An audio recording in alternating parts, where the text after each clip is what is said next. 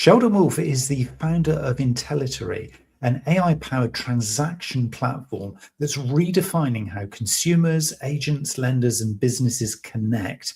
For more than 35 years, he's built companies across real estate, finance, fintech, e-commerce, and AI, transforming ideas into revenue, scaling businesses from scratch, and importantly for this conversation, consistently staying ahead of major industry shifts.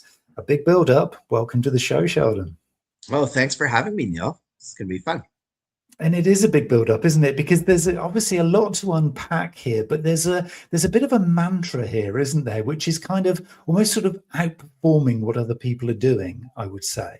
Well, that's just it. I mean, it's a lifetime of work, and of course, here we are in an AI era where you're able to take everything you know and everything you've learned over 3 decades and kind of bring it to life with the so-called modern twist, and how to get the evolution so it's functional and effective, and that's essentially what we've built. So.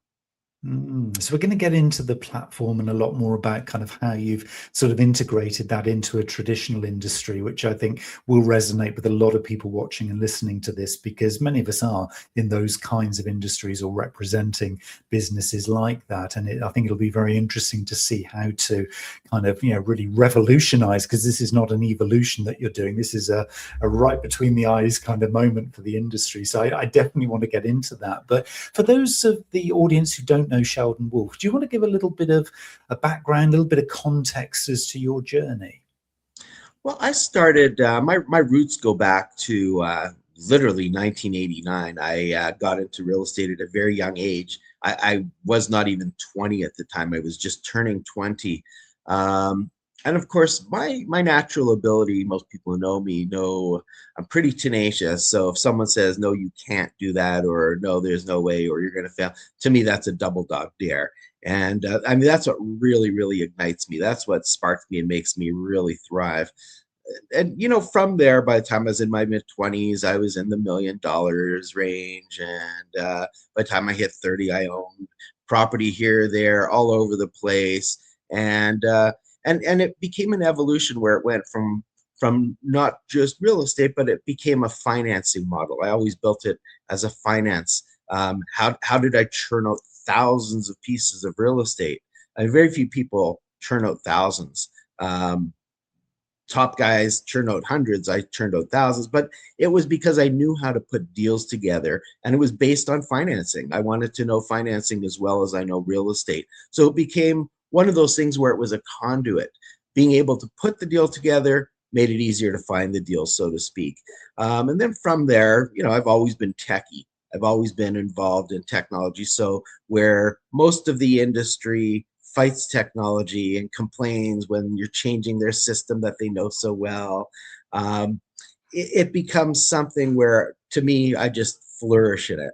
But I've always been that way. So I always had the best technology. I didn't fight the technology. And it's like I say, if you don't run with technology, you get run over by technology.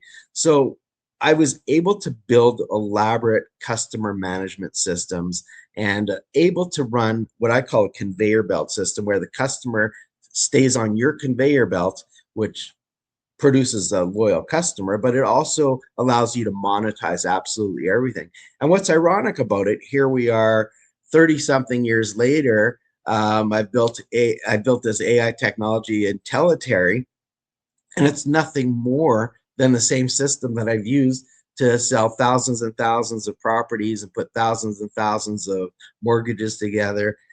Except, I used to say this, anybody who knows me would hear me say it at least a million times.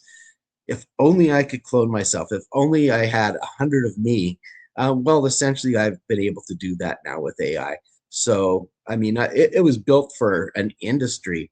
And that's essentially what I did. I built my system for an industry, and that's where we are today. I'm reading something between the lines here, Sheldon. I'm going to challenge you a little bit here, because somebody listening to those words could think, oh, Sheldon's just all about the money. I don't think Sheldon's just all about the money. The money might be kind of important, but it feels like there's something else going on, and that actually you're in love with the process. You're in love with the challenge. Am I right? a lot of people treat business like it's their job. To me, I treat it as if I'm an athlete. I'm in a sport. I step into the ring every morning when I wake up and I get ready. I get into my office. I'm stepping into the ring. I'm taking on the challenges. Um, it's always growth and money. Yes, it's important. But what happens when you already have the money? Because remember, I wear two hats here. One, I am an investor. Two, I am a founder. I mean, always an entrepreneur, but really at the end of the day, I wear the two hats. So I've been able to bootstrap this entire, where most people have to find investors, I've been able to bootstrap this thing from beginning to end. So it's not necessarily about the money. I think to me, it's more about the challenge, being able to push status quo, to build something bigger, better, that will actually be industry defining. That's something that where I see things that most people don't see. I see an industry that hates change. That it's the industry of real estate, and even the mortgage brokerage industry. It's kind of like the Flintstones meets the Jetsons today. You have this archaic legacy brokerage who really, really wants to do things the old way, but then you have these new modern cloud brokerages, but they haven't figured out really how to make money yet. They figured out how to recruit realtors. You just give them really cheap fees and make it so that that they're not spending a lot to be over at your brokerage. But when you multiply that times 1,000 and you have red ink on your financials, and then you say, okay, well, it's going to be different when we get to 5,000 agents, and then it's just even more red ink. Then you get to 10 and 15 and 20,000. But it's a simple fix. It's almost like there's a shame that these brokerages might be making money because they don't want to make it off their realtor. Well, either that or be out of business. I mean, there is nothing wrong with making money, making sure your agents are making money, making sure the customer is satisfied. You can do all that. It's called balance. And that's something you learn, well, over 3 decades. But it's not about money, I think it is the challenge. I love the challenge in doing something career defining, industry defining, and making the change, building a better system. So where does this fear come from then? Because I'm sensing obviously an industry that is, in by definition, very successful overall. And you talk about, the red ink and stuff, but as a general industry, it is a very successful industry that kind of, oils the wheels, that is property in its broadest sense. So, there is a very established set of rules as you're describing them, but where's the fear of change? Because surely if things can be improved, half the industry is going to say, no, no, I'm quite happy with today and the status quo. But half the industry would say, yeah, come on, then let's improve. Feels like it's about a 1%. Well, it is a funny industry because it's not new. I mean, I remember going back in time when the whole office had one computer, and I had better technology in my own home. And I remember having a cell phone, and I'm going to say 9 out of 10 agents didn't have them. But I think the fear is this: we're in this new technology now where AI is going to take their jobs, and AI is going to take over real estate. And what's funny about that whole scenario is I built Intellitary, but I built it backwards as an investor, and I built it backwards from the technology as a preservation of the industry versus take over the industry, make it autonomous, boot all the realtors out, boot all the agencies out and brokerages out.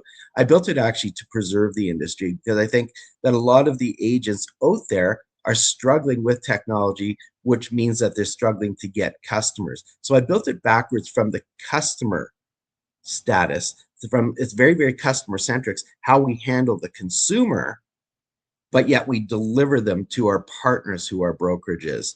So, for example, I built it for year one to do 50,000 transactions. So the real question is, well, what broker wants 50,000 more transactions? Every brokerage? What realtor wants an extra, 20, 30, 40 transactions a year? All of them. So you build it like candy, essentially, where it's not an easy sell. It's a giveaway, but you automatically have your audience of participants when you build it that way, because everybody wants a piece of the action what you've built. And then you say, okay, well, who else is involved? Well, investors, they want to make money. Well, I'm not like a lot of companies out there where they have the shame in bringing in a profit. I build profitable systems. I mean, I'm the guy who turns problems into profits. Whatever the mess is, I fix it and I turn it into profit. And I'm not embarrassed. I've been successful. I've been successful well over 3 decades. And to me, it's not even the amount of money. It's to me, it's just what's the best word for it? But it's trophies that you get. They're invisible trophies of reaching milestones. And to me, that's the reward. If this thing manages to give the customer a really good experience when they're acquisitioning real estate, B, allow realtors to put food on their table without having AI take their jobs, and C, having these brokerages who seem to figure out a way to get lots of agents over to their office and recruit them, but not really figure out how to get that red paint off of their financial statements.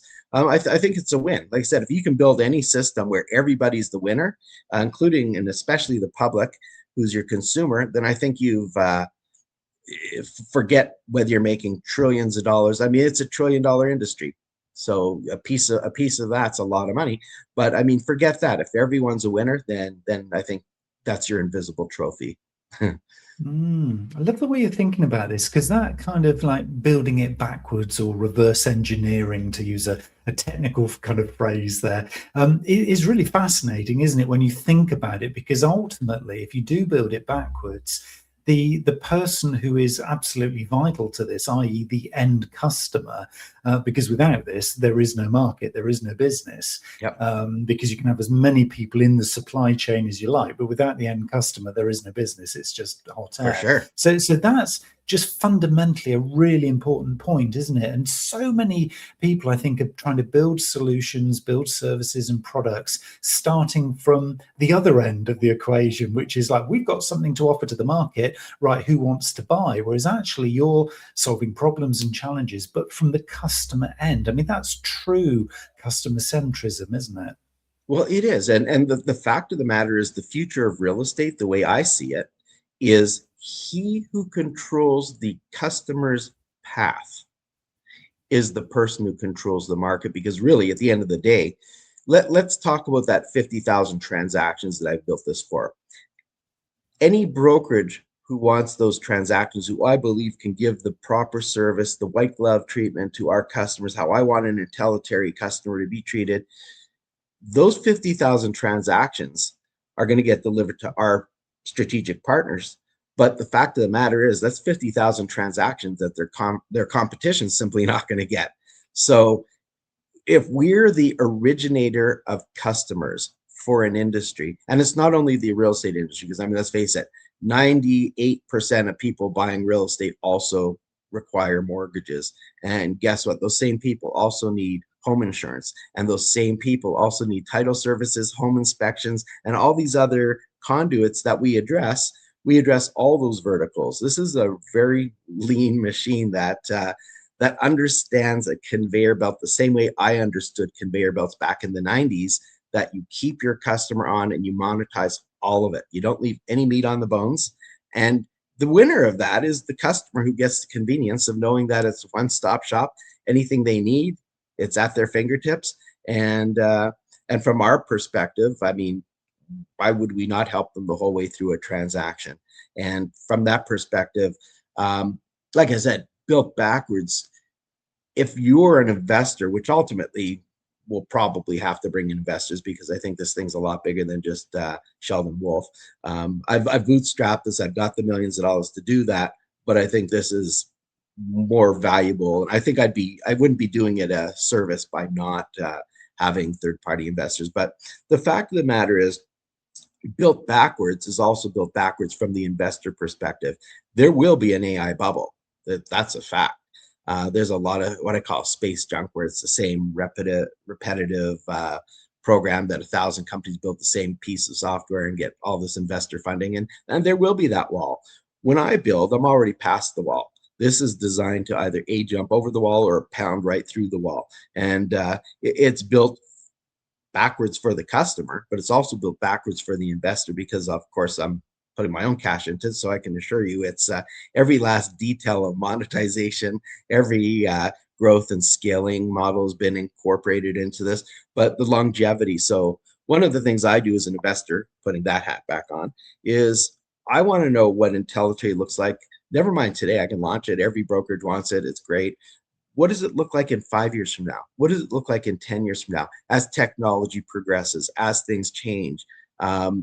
And it's one of those things that I think if you say, well, what is one of the biggest flaws of a lot of companies? And I see a lot of companies, especially even in real estate, where they do go public, they do their IPO, they raise billions, and then they plummet, they become the zombie unicorn.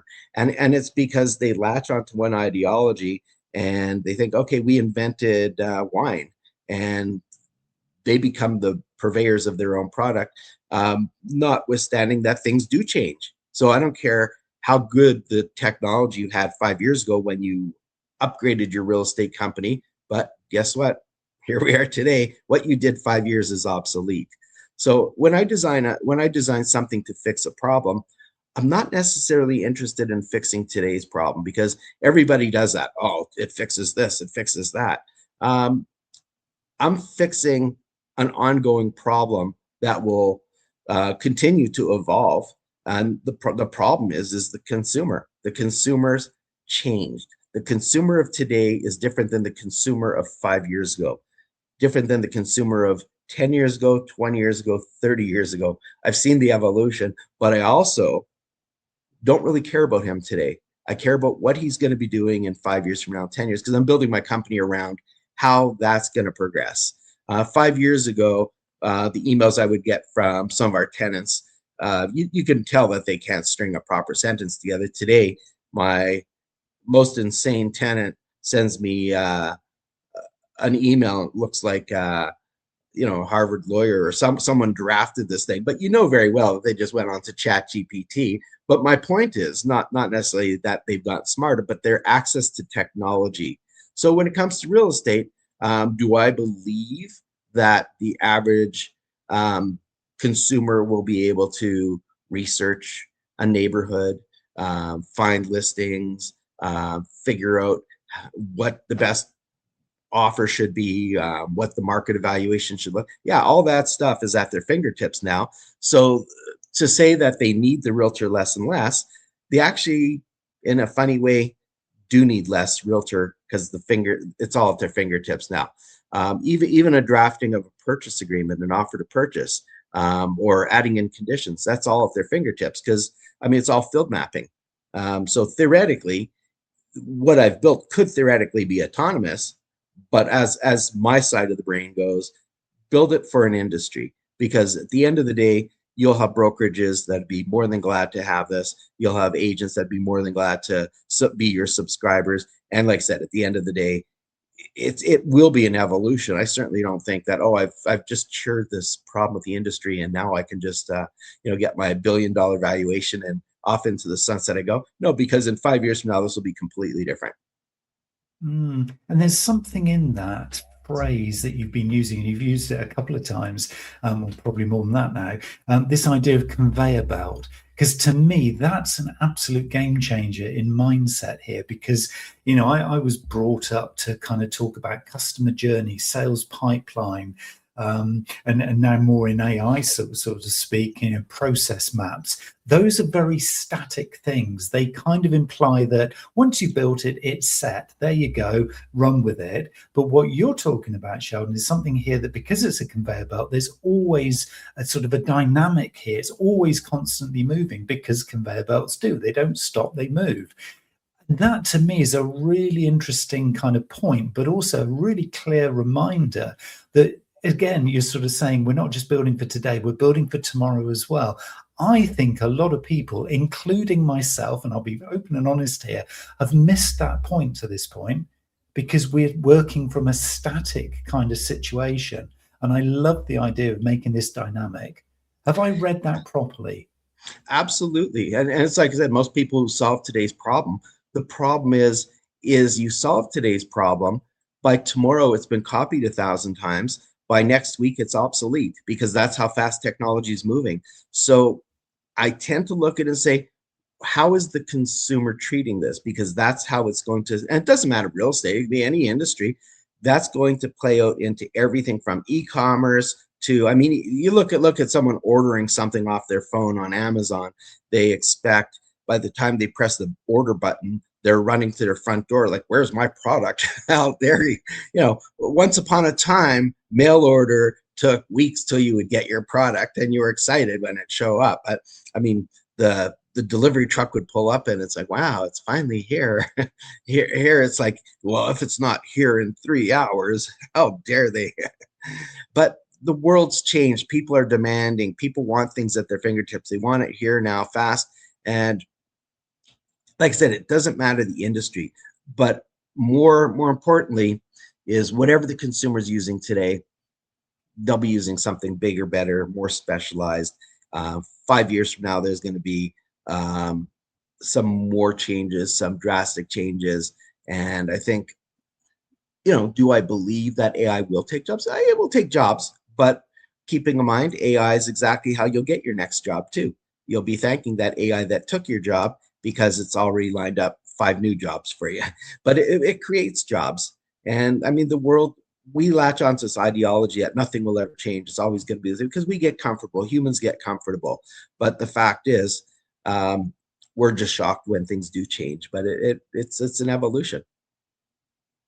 So do you think your kind of mindset here with this whole sort of reverse engineering with the conveyor belt, this kind of idea that there's a win-win-win-win-win. So literally everybody, be they the customer or anybody in the process, is going to win, is almost like the definitive answer for every industry, in as much as we can all kind of say, look, if I can figure this out, not to be kind of replacing humans here, but to figure out in a neater, smarter, more efficient, more appropriate new conveyor belt where the human comes in, where the AI comes in, then actually we can all be winners, because it feels like that would reduce the fear completely. Absolutely. To me, it's kind of hybrid where I believe that you still need a human element just because I think humans still need a human element.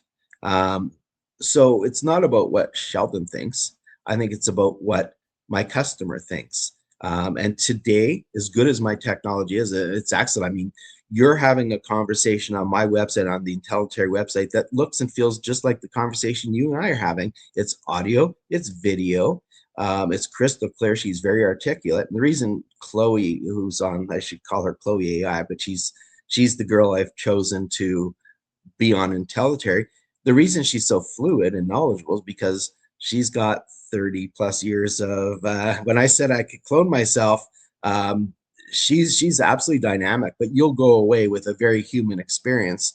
And you'll within 30 seconds go, wow, this girl actually knows what she's talking about, even though she's AI. But I think humans need to see a face.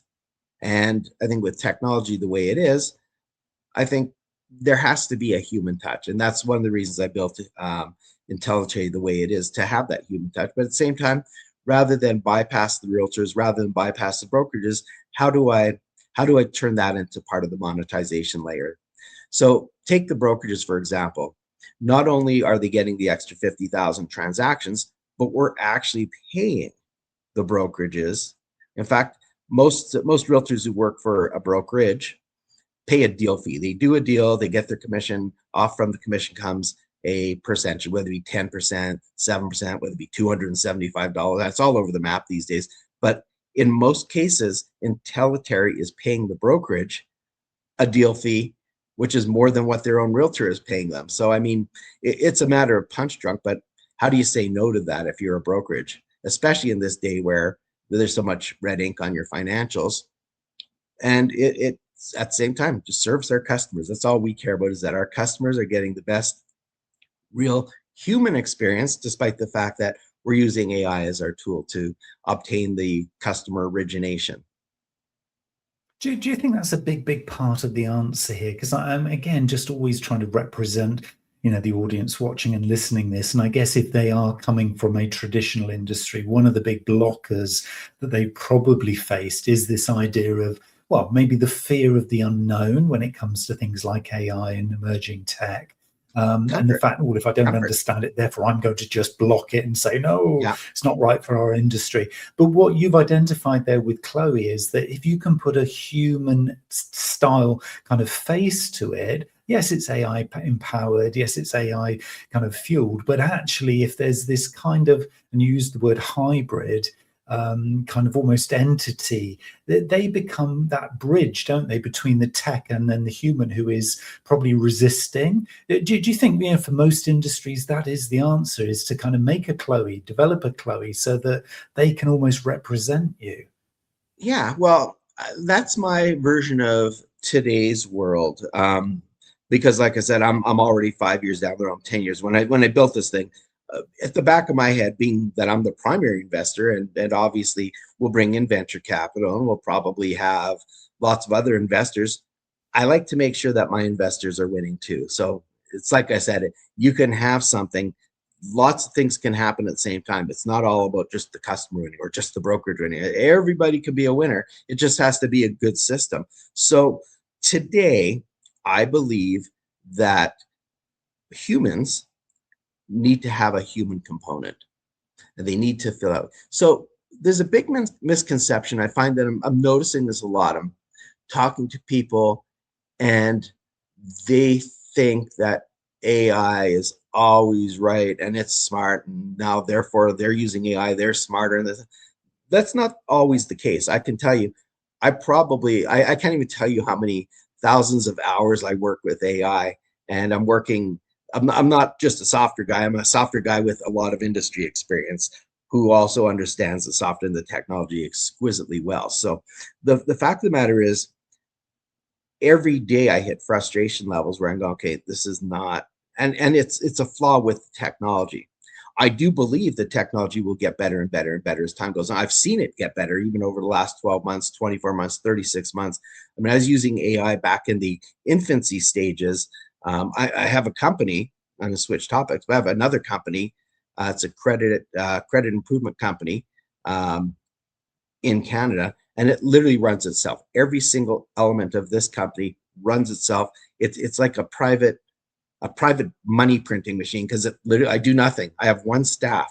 I used to have a company 10 years ago, which was identical to this, that didn't involve AI, and I had 150 staff, and now this thing just runs itself. So it's frustrating though, because technology, especially AI, is not always right. So you have to make sure it's right. You have to make sure the knowledge base is fluid, and you have to make sure all the integrations and all the workflows and everything's functioning at so many different levels. But you have a lot of people who don't understand that because they don't work with it every day the way I do. And they'll say, how about this or that? Or they'll draft a contract, for example, and they're just so trusting of AI that they don't bother reading it. And it's like, oh, well, what about this, that. And it's very flawed. Today, if you said AI, a fair state would be is AI needs a human as much as a human needs AI, kind of thing. They have to have a certain balance. If you're running any company off of AI today, you still need to have that oversight. You still need, it's just not perfect. It's far from perfect. And I'm going to say, even over the next so many years as it develops, it'll get better, it'll get faster, but it's still going to have some flaws. And I can pre-see where the flaws will be. What flaws do you think are going to be the priority ones? And I'm again thinking more generally here for lots of different industries. Kind of, are there Well, any that are really sort of shouting at you right now? well, what's glaring is this, and of course, going back to the customer, it's not so much that the AI flaw, there's two flaws. There's human flaws, and then there's the AI flaws. So if the human trusts the AI, well, that becomes a flaw unto itself. Um, I compete with AI. When I do something, whatever task it is I'm working on, um, I'll compete with it. And this is because I have no life. I'm bored and I have nothing better to do. But I'll always draft, and I'll kind of say, okay, well, it forgot this or it forgot that. And what about this and this and this and this? And point out all these things. And I say, oh yeah, okay, yeah, I see your point. Yeah. And where the flaws are is one thing you can't replace, and AI can't and won't replace, at least not today. When I do things, I always do it on best business practices, for example, that that may be situations and exceptions that you learn over 35 years of being in business. So I'll look at something and go, well, that's great on a technical level, but in real life, consumers don't act that way. In real life, consumers will never go for that. So yes, technically, yes, it's true, and technically this, but in real life, it's not going to fly.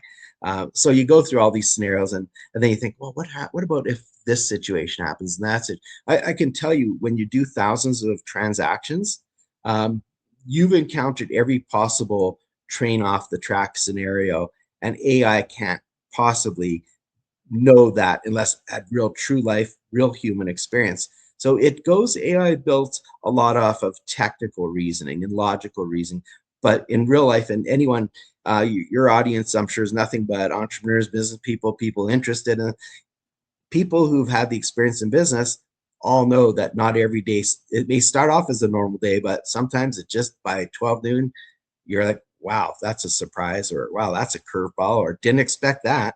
And that's the kind of thing where I think a human still needs to be attached to the process.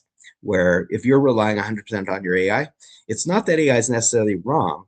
It just doesn't get what real life is sometimes. So there is that real human side. And then there's, I mean, it's called artificial for a reason, because it's not real. I mean, Maybe I'm, we're I'm not. finding myself using the word hybrid intelligence a lot now, just to kind of remind myself of that fact. And it seems to be that whenever I work in collaboration with, the outputs are so much stronger. I have this real kind of desire and tendency to just let it get on with it, because then I can get on with other things. But the value of what I get, if I do, and I'm willing to spend that extra kind of deep time with it, it is so much more powerful. So it's kind of, we can't really factor ourselves out of the equation properly, can we yet? Yeah. So the biggest flaw, I'd say, would be the human who believes that AI is flawless or right or accurate all the time. It's just not. But yet they believe it in their mind. So they run with this, whether it be a flawed contract or a flawed workflow, or I mean, people use it for programming. And of course, unless you understand programming in the first place, you're just going to attach a whole bunch of garbage, which is going to blow up in your face, because it's not going to be, usable, or even things like security, whatnot. There's all kinds of levels of misuse and misunderstanding, and like I said, it's something I've seen the evolution because I've been working with it for so long. And yeah, you just, it's one of those things that I do believe with time will get better and better. But I think, when you press that fast forward button 5 years or 10 years, it's going to be interesting and very impressive to see where and how far it goes. But I think it's also driven. I mean, AI technology would be nowhere if it wasn't for innovative people and users and people who are, once again, if it wasn't for the humans behind the scenes developing and building and improving, it would still be how it was 3, 4 years ago. It really would. And I'm guessing that, just going back to your conveyor belt sort of analogy, the idea of having almost like a fail-safe button, because, yeah, we can trust to a certain point if we've mapped things out. And as you say, we've reverse engineered or, developed backwards. We're very confident the process works. But humans are humans, and humans, if they start to do certain things as being humans, could mess with the system, couldn't they? So Oh, for have you, sure. within Chloe, or within sort of wider parts of your kind of system and process, do you have fail safe so that even the AI themselves can say, hey, conveyor belt stopped, we've got to kind of get a human in to fix this now? Is Yeah. that kind of inherent in what you would build? Yeah, and that's exactly the reason. I mean, there's so many levels of that. You want to make sure nothing's falling off the tracks. You want to make sure nothing's simply getting overlooked. You want to make everything as seamless as possible. I think Chloe's very articulate. She was designed to handle things that, well, AI would not know how I handle customer. I mean, very few people know how Sheldon was able to do thousands of transactions. Well, the real secret is, I could probably write a book on selling invisible real estate. I'll tell you, out of the thousands of properties I sold, I wouldn't say none of them, but almost none of them were even built at the time. They're vacant lots, sold off blueprint from my desk in my office. I rarely left my desk. I had a funnel that dropped the pre-screened customers off in front of me. They had pens in hand ready to write. I spent my entire day writing transactions. I built a system so that before anyone got to meet me, they were already pre-approved. They were already on. So each and every step of the process was already taken over, including coaching the customer that when you sit in front of Sheldon, I managed to get you this appointment. He's going to show you a few different opportunities. Pick which one works best for you. And it worked. We wrote thousands of transactions. And like I said, these were houses that weren't even built yet. So, I mean, we'd have our show home opening, and the subdivision was already sold out by the time the show home even opened. So that's kind of the scenario. And with AI, it's pretty much done the same thing. I've built it so that the whole entire process, by the time it gets to a realtor who's going to take this guy to see this property or meet this guy at the property or list this guy's property, the realtor already knows who they are, what they want, where they want, all the questions that a smart realtor should be asking. And trust me, I tell you, not all agents are created equal. There are some really excellent realtors out there, top end, who understand the business. And then there's a whole glut of what I'm going to call strugglers. But the primary reason, it's not that they struggle because they don't know the industry. They struggle because they just haven't figured out how to get that customer. They haven't figured out, okay, I got this customer now. How do I get him past the finish line? I mean, that's a whole different topic, a whole different show altogether. But for the most part, I want to drop. I mean, I built this so it's kind of, I say it's kind of like what happens when you mix Zillow, Uber, and Match and throw it into a blender, because it essentially qualifies the customer.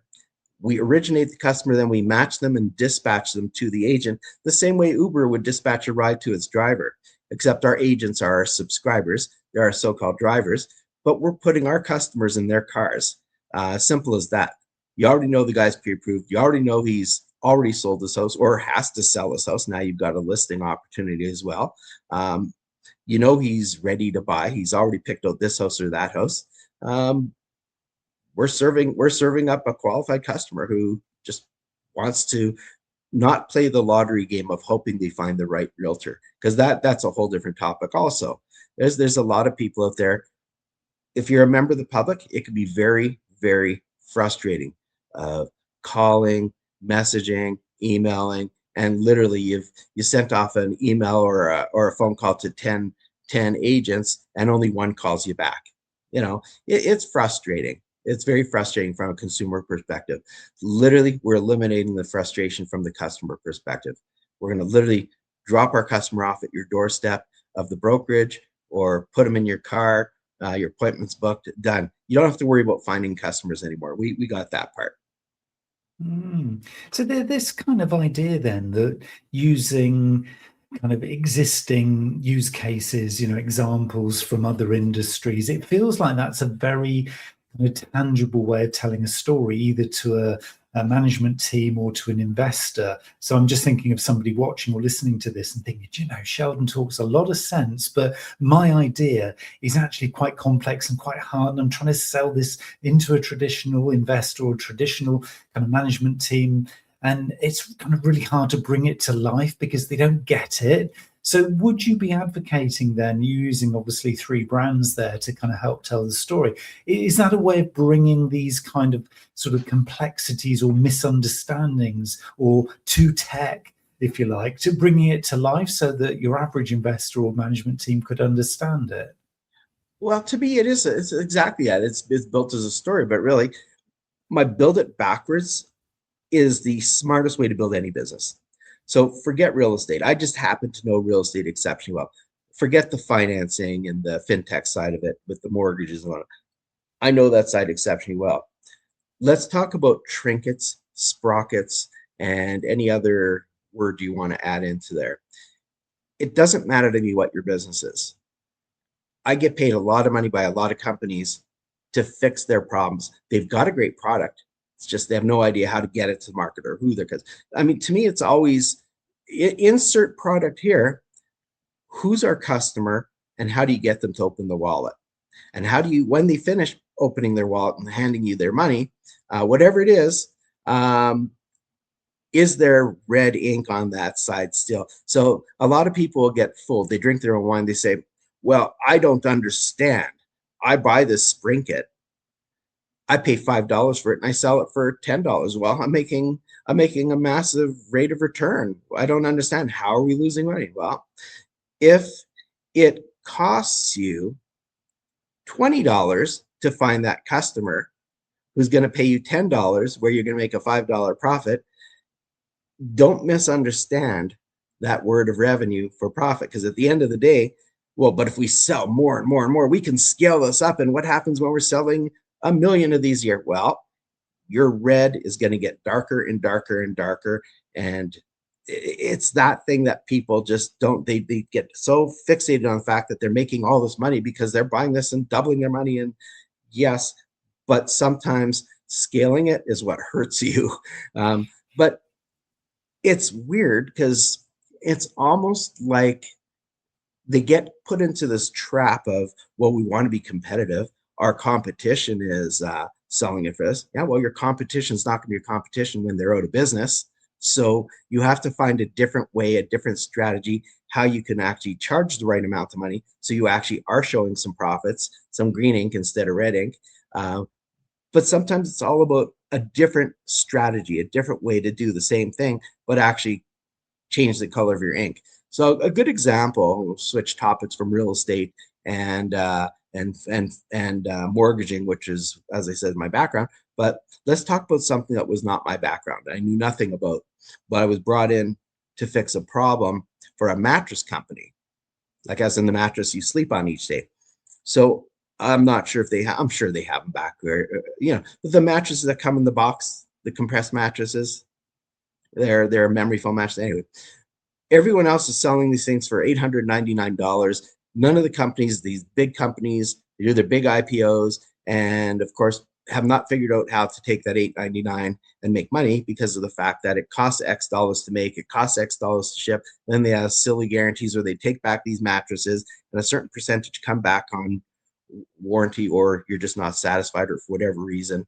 So bottom line, it's clear there's not enough money when you're selling at that price. Well, the problem is if you go and raise your price to $1,200 or $2,000, well, your competition's going to eat your lunch. You're not going to sell mattresses.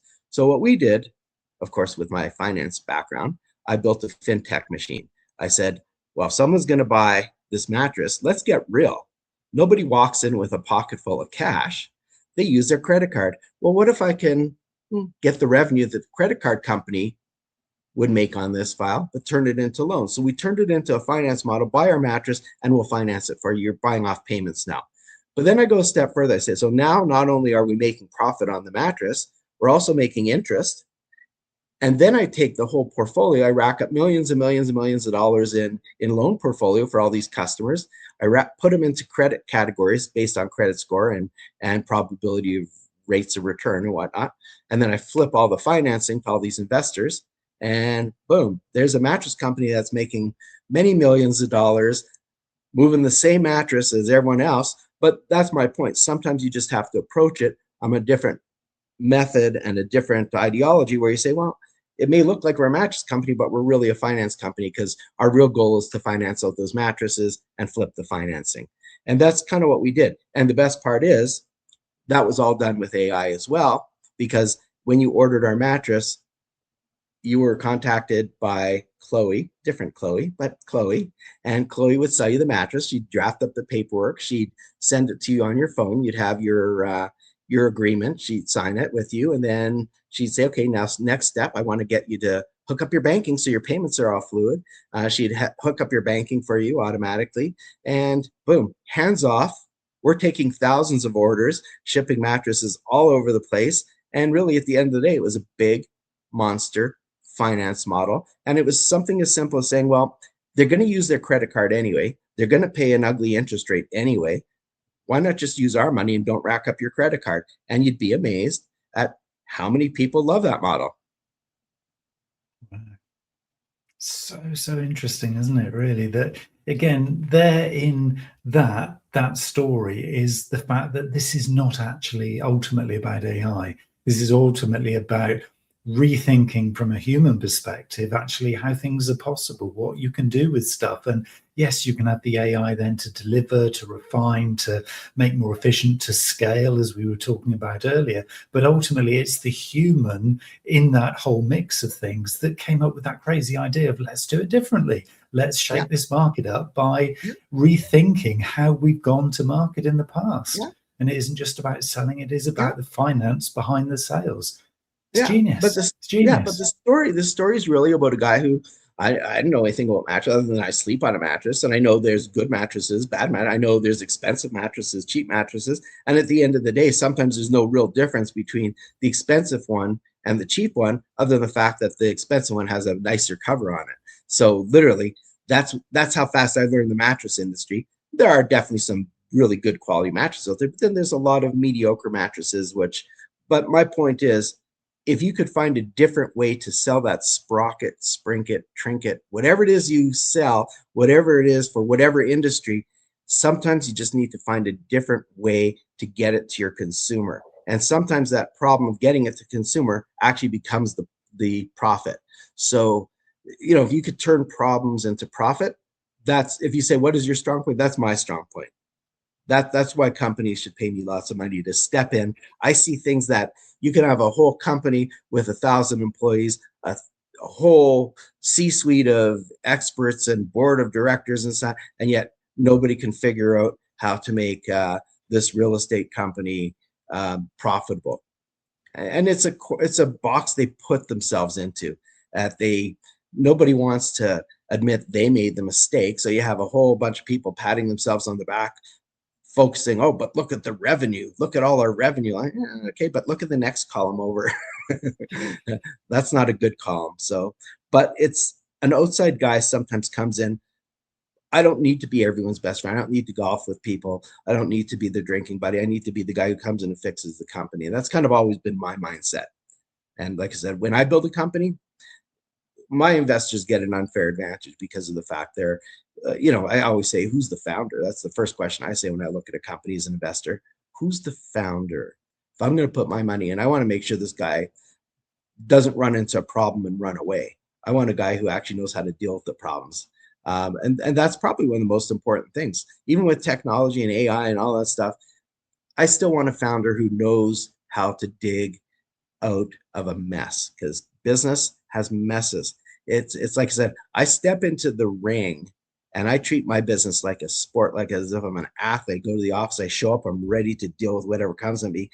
But I've got a history of always pulling the knockout punch. So to me, it's in my mind, every problem does have a solution. Sometimes it's just not blatantly obvious. And sometimes it does take being outside that situation, say, well, it's simple. This is what has to change. I read financials for a living. That's what I do. I get bored. Most people grab a good book. I grab some financials. I say, well, why is this company performing this way? Why is that company performing that way? There's no reason this company should be losing their shirt. There's a good example. I don't like mentioning names because it's not fair, but there's a company, a real estate company. They couldn't get over a buck on NASDAQ. They kept sliding back down into the 83 cents range, 86 cents and floating. And they just got acquisition by a very large company.